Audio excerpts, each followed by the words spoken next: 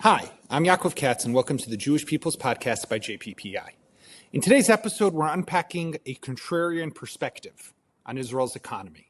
In a recent article entitled How Leading Experts Got Israel's Economy Wrong, Professor Ron Kivetz and Professor Jonathan Barnett challenge the prevailing narrative that Israel's economy is on the brink due to the ongoing war.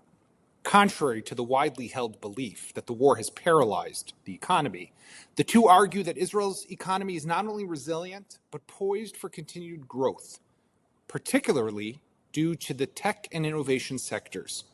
In a conversation with Professor Ron Kivetz of Columbia University, one of the co-authors of the article, we dig into why he believes the war is not the existential economic crisis many think it is, and how Israel's unique position as a global hub for innovation is actually strengthening its economic future. He brings a bold and informed counterpoint to the doom and gloom narrative, showing that despite the challenges, Israel's innovation engine remains strong. In addition, we discuss with Ron the rise of anti-Israel protests at his university, Columbia, and the broader academic world. He shares his firsthand experience with the protests and offers insights into what can be done to push back against the harmful narratives that have gained traction on some campuses. What responsibility do universities have in fostering open dialogue and supporting their Jewish students? And how can we ensure that what happened with tent encampments and Jewish students being attacked on campus does not happen again? Have a listen. So, Ron, it's great to have you with us on the JPPI podcast. Thank you so much for taking the time. It's great to be here with you, Yaakov. Thank you so much for inviting me.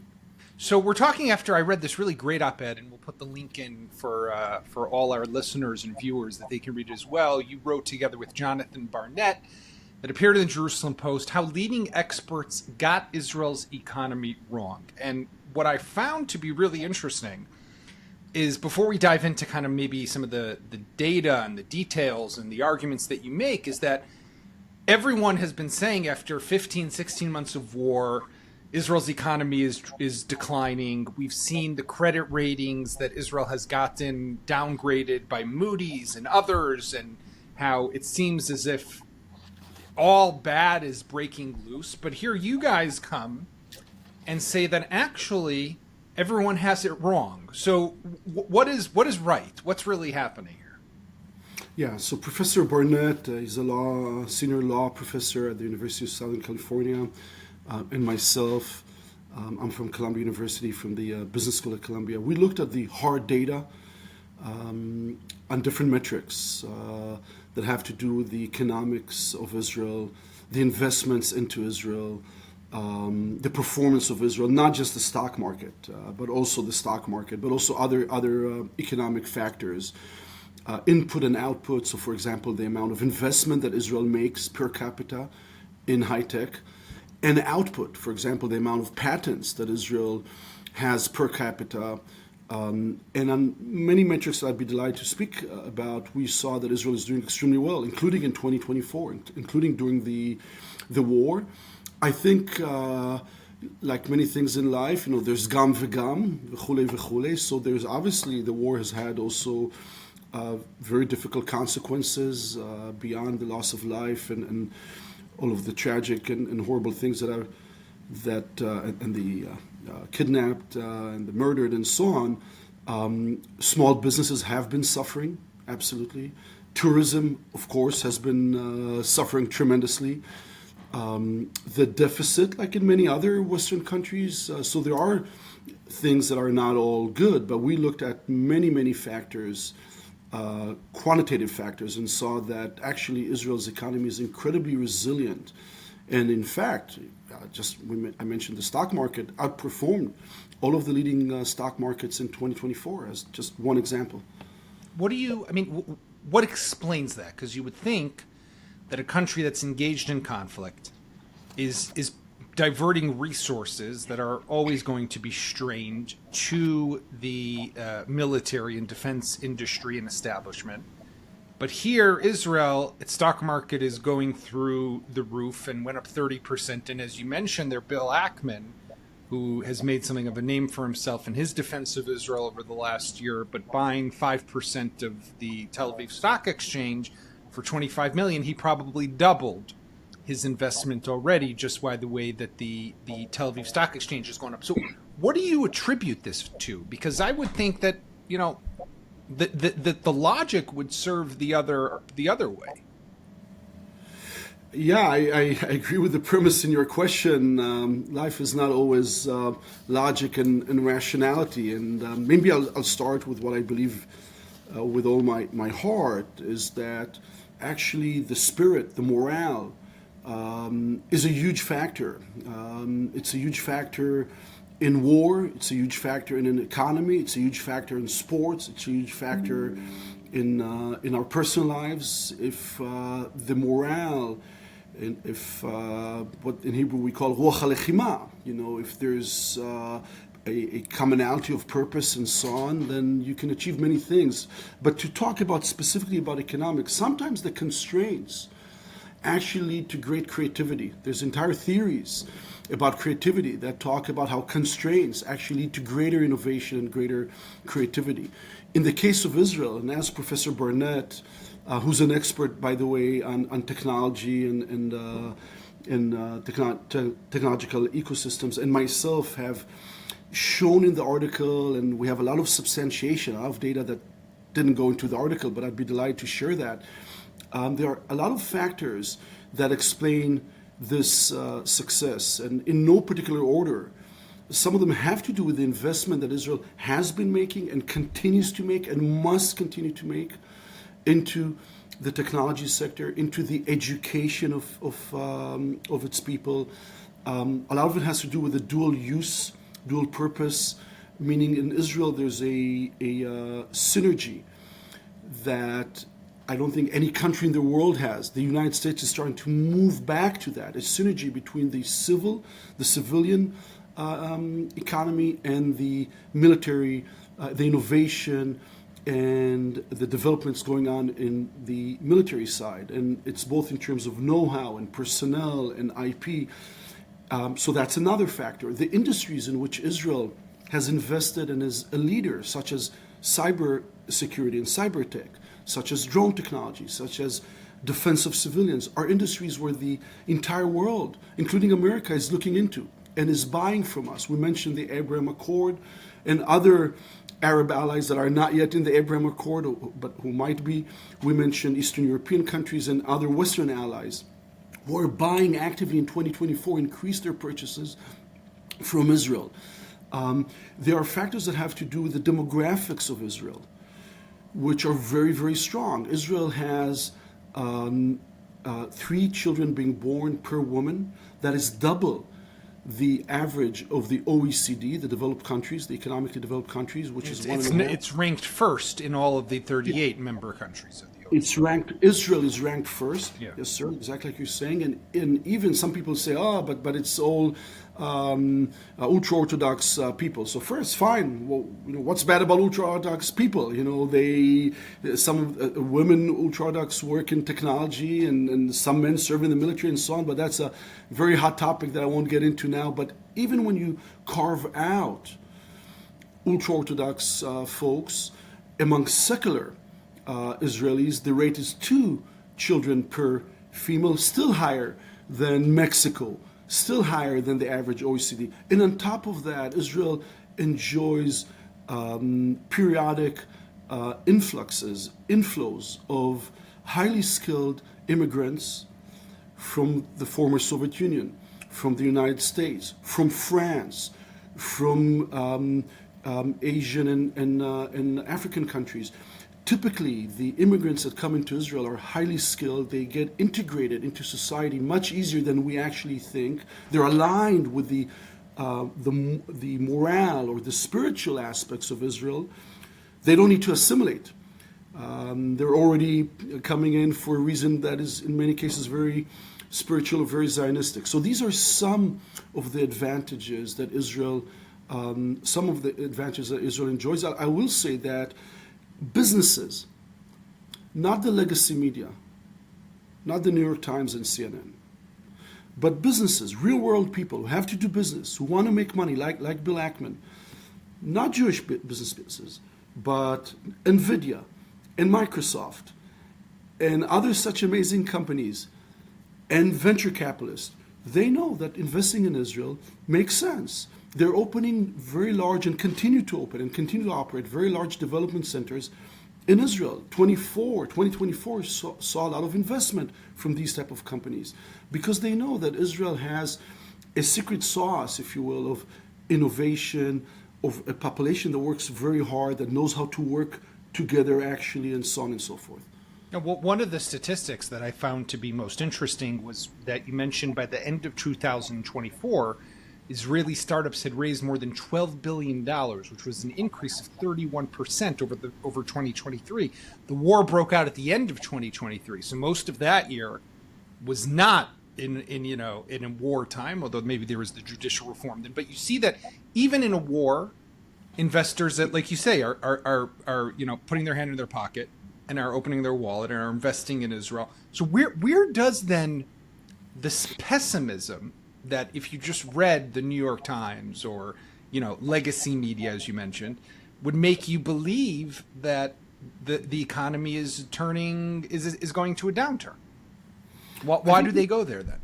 Yeah, I think there's three aspects to that. One is there are clearly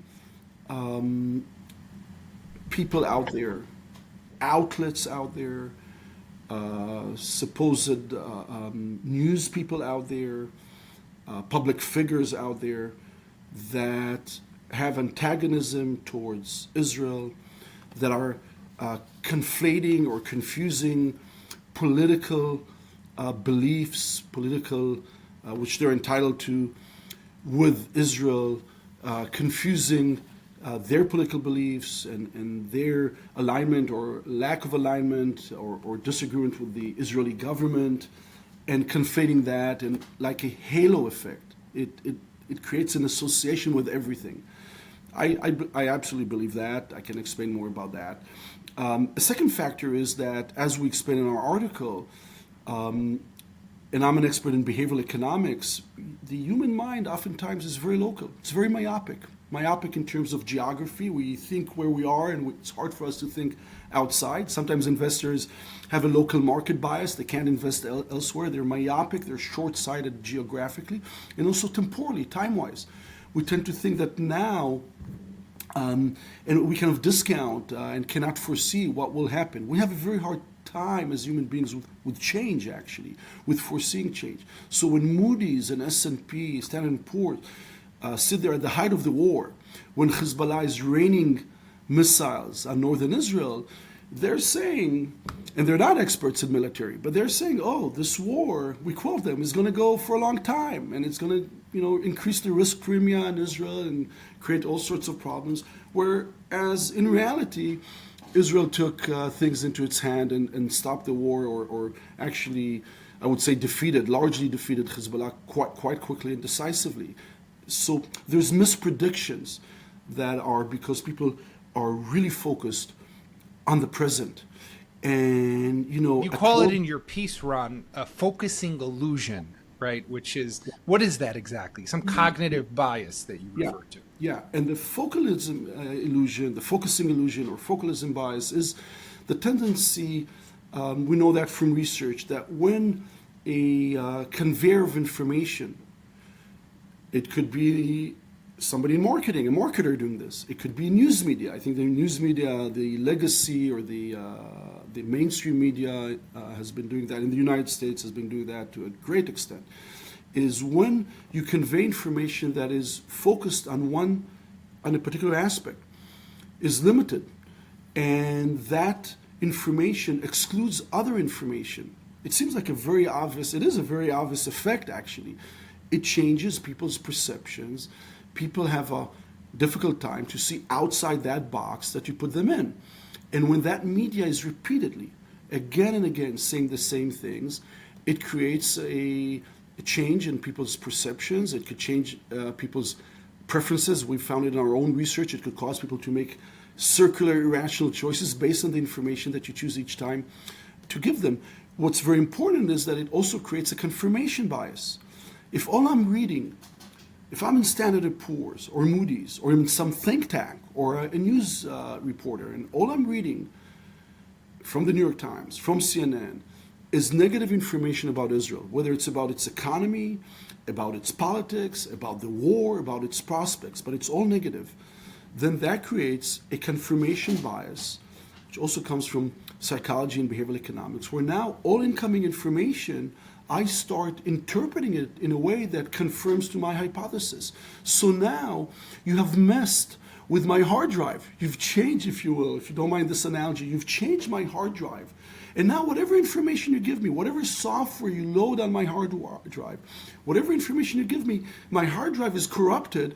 I'm going to change it in a way to conform or to confirm my hypothesis. I don't mean me, Ron, heaven forbid. No, I understand. Yeah. I mean, I think, by the way, to make a stark comparison, but to some extent, it's what we refer to here in Israel as the misconception, right? The groupthink, to an extent, of what led to people to be so stuck in a way of thinking that when Hamas was preparing for something, and the intelligence even showed that, it was hard for the military and for the political echelon to break out of that way of thinking and start to look at something differently. So very different, but maybe similar to some extent also. 100%, because the effect of this type of focalism bias and confirmation bias and groupthink, they really work together. The effect that is both emotional and cognitive. Cognitively, you're starting to see things in a certain way. You're starting to see patterns in a certain way. And information that is not consistent, you tend to downgrade it. You tend to downplay it. And information, and I've found this I've been doing research on behavioral economics for 30 years now. I've found it in my own research on participants in my studies. Information that disconfirms your hypothesis, you start to downplay. Information that confirms your hypothesis, you start to upplay or say it's more important. Not only that, your information search changes. You start searching for information that will confirm your beliefs, and information that might disconfirm, you avoid. You don't open the channels, the media channels that you think will not agree with you. You can't stand them, and you only open the channels. And so the same would go in groupthink, and it becomes really unpopular. If you're in a group where the majority thinks one thing, actually the person or the institution that is in the minority has the most information to add. They might be wrong, but they have the most information, but they're the ones who would get the most anger. They're the ones who would tend to shunned by the rest. I did want to say one thing about why is it that there have been negative predictions and the reality is much better than it seems in the media, in many think tanks. Again, there has been economic suffering in small businesses. The small businesses need to be supported by the government. They need, in my opinion, to be supported by by the regulators, more than they are now, and the tourism. But there is something about when there is social discord, and I think we've seen tremendous unity during this war. People from all, Jews and non-Jews, religious and not religious, left, center, and right, fight for Israel's survival and tremendous victories. But when you have political discord, when you have disagreements, when it could affect the morale, and when people start saying things are really bad, if people in a certain group, let's say people in Tel Aviv or people in high tech, start saying things are really bad, even if they're not so bad or even if they're very good, just saying that they're bad could bring upon us the bad. And so I'm not saying this to attack any side. I don't really believe we have real sides. It's two sides of the same coin. The coin will either do extremely well or extremely bad together. But when people say that, it could have it's like inflation. The most important thing for inflation actually is not how fast prices are rising now, but the expectations of the public and the businesses. Are prices going to rise? When you have strong inflation expectations, it fulfills itself. If the Israelis, first and foremost, have expectations that bad things will happen, that is very, very bad. And I don't think it's grounded in reality. But it is very important that the Israeli public and politicians, the leaders, find a way to come together and say, we're going to work things out together. Because there is no basis. If you look at the numbers, at economics, there's no basis to predict gloom for Israel. The absolute opposite is what I and I think others would predict. Right, but people will say, and here I'm just curious on the numbers. So we're talking about there's predictions of a few percentage points of growth over the coming year, but on the other hand, as you probably saw in the state budget, which is yet to completely pass, but will likely pass, assuming the government survives until then, at the end of March, there's increases to taxes, right? There's an increase to what's known as MAM, the VAT, by 1%. There's all these new rules and regulations when it comes to what they call like rivachim kluim, locked in profits and companies that they want to force small businesses, but also larger companies to pull out their profits so that they can hit them not just with the corporate tax, but also with the dividend tax so they can get up to the 50% of that money. I mean, Israel does need money, right? So it's not that there could be growth, but there can also be a need for more money, right? The two go together? The two go together in general, specifically when it comes to Israel, which is a country that you need arvut adadit, you need the mutual responsibility. So you want a free economy, a capitalistic economy, but you want to have siyagim, you want to have some qualifications on that. So the number one thing that we have is our human capital and our spirit, our shared history, shared future, and our morale and our human capital. Human capital means that you invest in education, in healthcare, in mobility across different societal stratuses. The army, the military helps with that, but human capital means that you make investments in the periphery, in the south, in the north, in towns where you have more crime. You make investments in ultra-Orthodox communities, you make investments in Arab Israeli communities, you make investments again in Netivot and other places so people can economically grow. And they can go into AI and they can move up. So that's one point. We need taxes.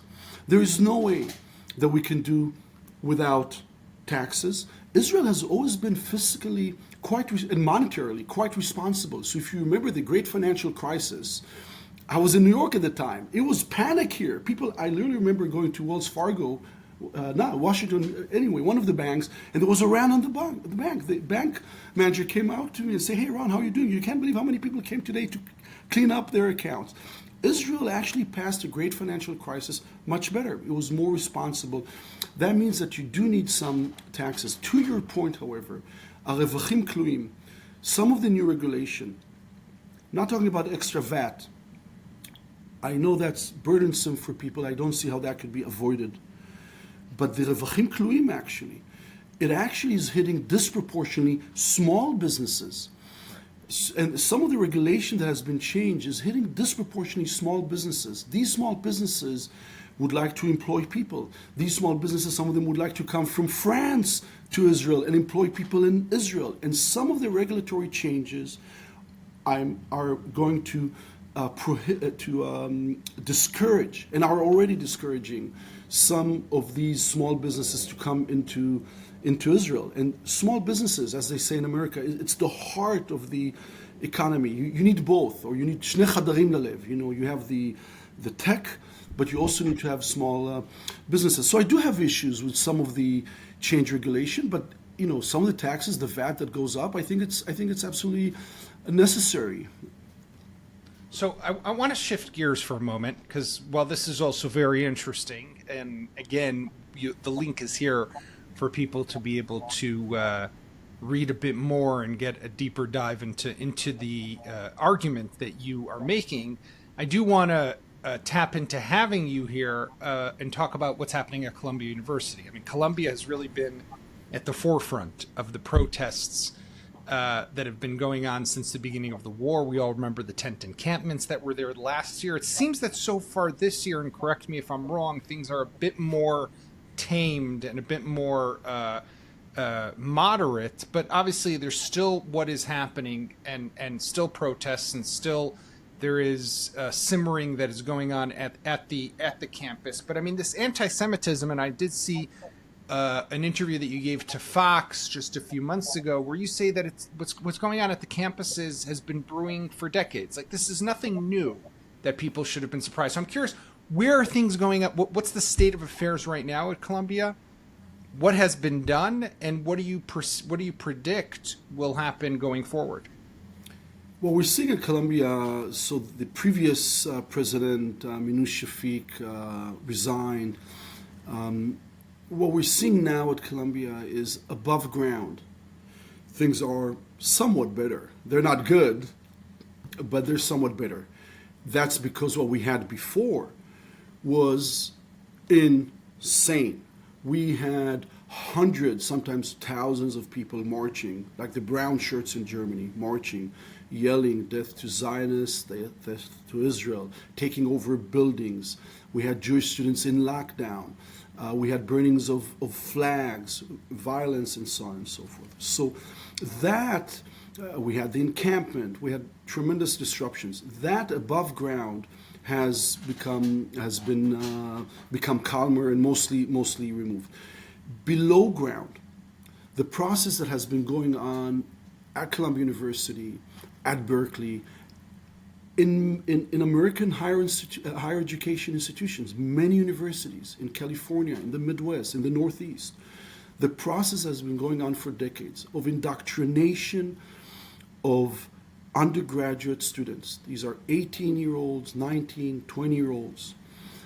The indoctrination of them against the West, certainly against Israel and the Jews, that not only continues but is accelerating.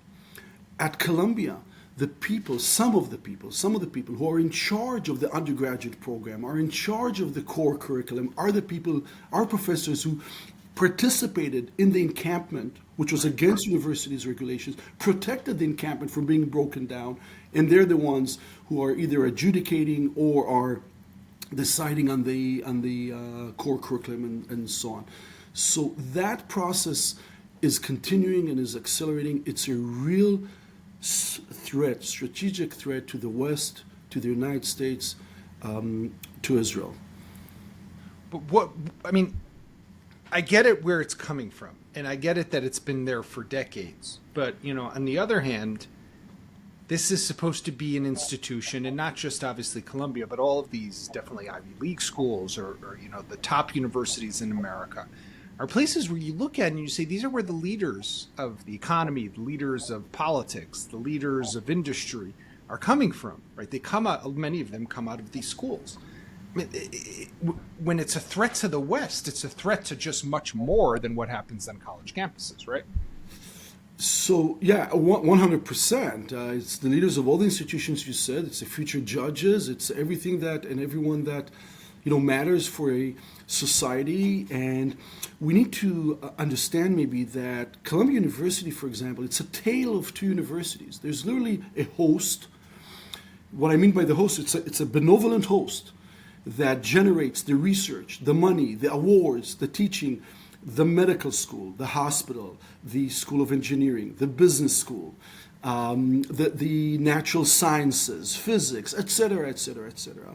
And then you have what should have been very important areas of study, such as philosophy and history, and other areas like that unfortunately have become parasites. They are living off the host and killing it off. Literally, the research awards are not really coming from there. The money, that's a fact, is not coming from there. And the problems are coming from there. And what they are teaching is things that are just 100%, 180% degrees opposite to reality, not tethered to reality. If in the business school you had one class about Marxism and explained what it is, fine. But if you taught in the business school, we don't do that. If you taught that Marxism is the way to go, we need a Marxist economy, that business school would be annihilated. That's the opposite of what we do in Columbia Business School. We teach our students how to flourish, how to create new businesses, how to manage big businesses, how to scale up organizations. It's a tremendous business school. If we taught in physics at Columbia that the earth is flat, and if most of the professors taught that the earth is flat, that physics department would be done. So Unfortunately, in the Middle East, Middle East studies, in history, they are teaching literally after October 23 that Hezbollah is not a terrorist organization, but it's a listed U.S. terror organization. They have people like Joseph Massad teaching Israel history and Zionism. They have people teaching, saying Marxism is the way to go. This is what's going on there.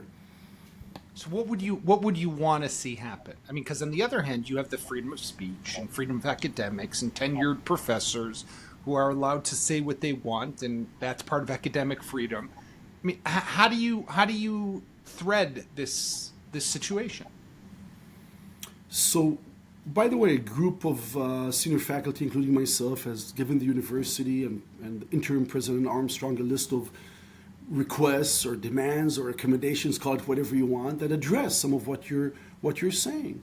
So there are certain things that need to be done now, immediately, that other universities have already done, such as adopting the IHRA definition of anti-Semitism that says that anti-Zionism is a form of anti-Semitism. An anti-masking bill that, except for medical reasons and medical facilities, it's a private university, that we don't allow people to come in masks. So what they do, they go in and they disrupt classes. Last week or 10 days ago, they disrupted a class on Israel history, coming in with vile posters calling for death of Israelis and Zionists with masks supposedly protecting them. We're calling for a review of the undergraduate curriculum. Who is being admitted? Who is teaching it? What is the curriculum? Let's see. Let's put it out, and let's have an independent committee that would look at it. So there's a variety of actions that the university could take if it's willing to take. It's not willing to take it because institutions, countries, universities, and even individuals, we don't typically reform from within.